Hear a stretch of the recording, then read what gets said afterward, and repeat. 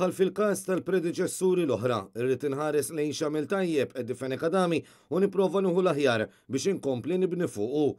Hekk qal il-President il-ġdid ta' Malta George Vella li fost l-ewwel impenji uffiċjali tiegħu bħala kap tal-Istat għażel li jiltaqa' mal-President Emeritus Edifene Kadami fir-residenza tiegħu f'Birkirkara. Ħassejt li għandi niġien li nirringrazzjah ukoll tax-xogħol li għamel kif għadt fid-diskors tiegħi mal-Presidenti l-oħra kollha li kif għadt irid inħares lejn x'għamlu u nipprova nieħu l-aħjar minnhom ħalli nibni fuq.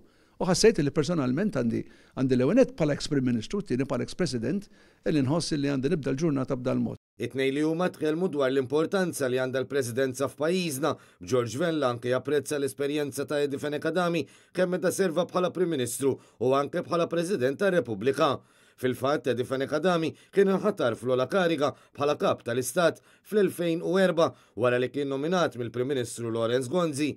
Matul il-presidenza tiegħu ura li laqda tkun fuq net tal-ħidma għax dejjem hemmen li l-President tar-Repubblika għandu dan ir-rwol importanti.